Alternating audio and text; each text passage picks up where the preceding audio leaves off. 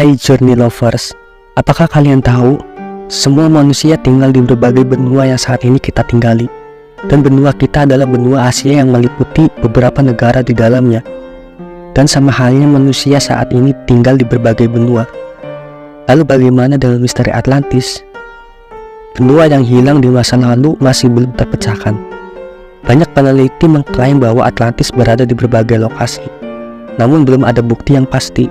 Atlantis sering digambarkan sebagai masyarakat utopis maju yang memegang kebijaksanaan untuk perdamaian dunia dengan banyak buku, majalah, dan situs web yang meneliti dan mengenalnya. Beberapa orang bahkan kehilangan kekayaan dan nyawa dalam pencarian Atlantis. Oke, sebelum kita mulai, ada beberapa tahap pembahasan supaya paham. Oke, kita mulai dari apa itu Atlantis.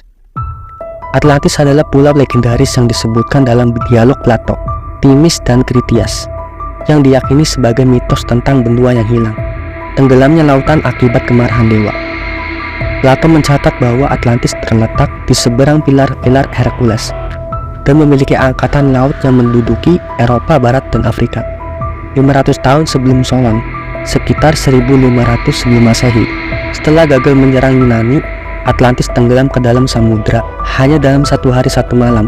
Umumnya, Atlantis dianggap sebagai mitos yang diciptakan oleh Plato untuk mengilustrasikan teori politik. Para ahli memperdebatkan sejauh mana catatan Plato tentang Atlantis dipengaruhi oleh tradisi lebih tua. Beberapa berpendapat bahwa ia menggambarkan peristiwa masa lalu seperti letusan Tera atau Perang Troya. Sementara yang lain beranggapan bahwa ia terinspirasi oleh kejadian kontemporer seperti hancurnya Helik pada 373 sebelum Masehi, atau kegagalan invasi Athena ke Sisilia tahun 415 sampai 413 sebelum Masehi. Masyarakat sering membicarakan Atlantis di era klasik, tetapi umumnya tidak mempercayainya, bahkan membuat lelucon. Kisah Atlantis kurang dikenal di abad pertengahan, namun ditemukan kembali pada era modern. Deskripsi Plato menginspirasi penulis Renaissance seperti Francis Bacon dalam New Atlantis dan mempengaruhi sastra modern termasuk fiksi ilmiah, buku komik, dan film. Namanya menjadi pameo untuk semua peradaban prasejarah yang maju dan hilang.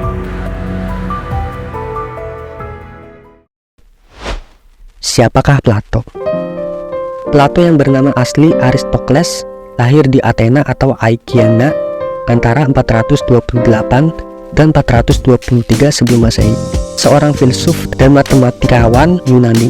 Dari perspektif sejarah filsafat, Plato adalah filsafat Yunani kuno, penulis dialog filosofis, dan pendiri akademi Platonik di Athena, yang merupakan sekolah tingkat tinggi di dunia barat. Plato dianggap sebagai filsuf penting dalam perkembangan filsafat Yunani kuno dan barat, bersama dengan kontribusi gurunya, Socrates, dan muridnya Aristoteles. Plato selain dikenal sebagai filsuf, juga dianggap sebagai pendiri dasar agama-agama barat dan spiritualitas. Pemikirannya kemudian dikembangkan menjadi Neoplatonisme oleh Plotinus dan Porphyry.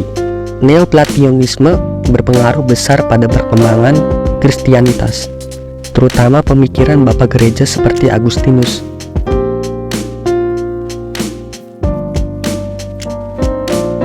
Filsuf Alfred North Whitehead bahkan menyebut tradisi filosofis Eropa sebagai catatan kaki untuk Plato. Asal-usul Atlantis. Sejarah mencatat bahwa kisah Atlantis pertama kali muncul dalam dialog Plato sekitar tahun 360 sebelum Masehi. Atlantis sering dianggap sebagai utopia damai, tetapi menurut Plato, konsep tersebut sangat berbeda.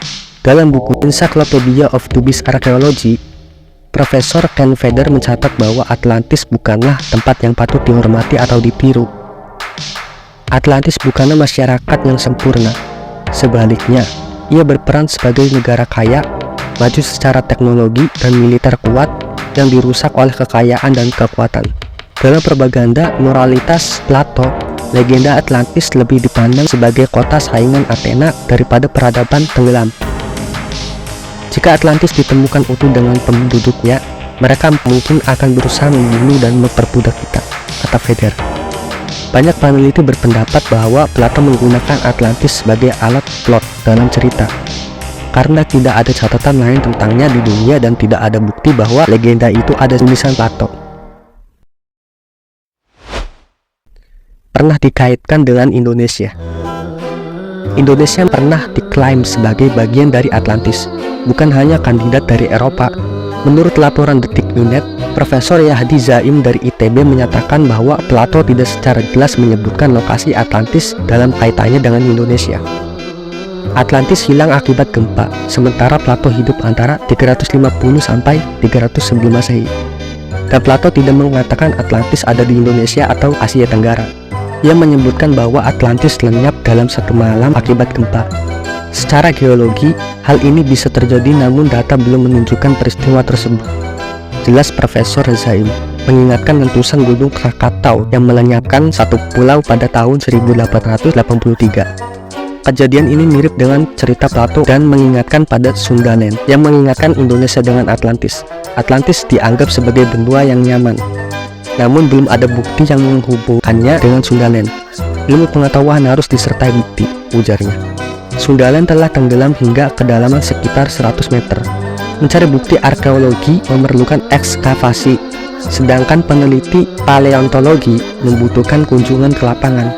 Kita tidak mungkin menyelam, biayanya sangat mahal, kata Profesor Zaim, yang menyoroti kendala dalam peneliti bukti keberadaan Sundalandia sebagai Atlantis yang hilang. Penggalian di kedalaman 100 meter di udara memerlukan teknologi canggih dan waktu berbulan-bulan. Ahli paleontologi ITB menyatakan bahwa tanpa bukti empiris sulit untuk membuktikan secara ilmiah. Berdasarkan argumen Profesor Zaim, keilmuan Sunda lain diragukan sebagai Atlantis, dan belum ada bukti ilmiah yang mendukung bahwa Indonesia sebagai dari Atlantis. Namun secara umum, Atlantis dianggap sebagai mitos legenda. Asal-usul Atlantis masih menyisakan banyak tanda tanya besar yang belum terjawab.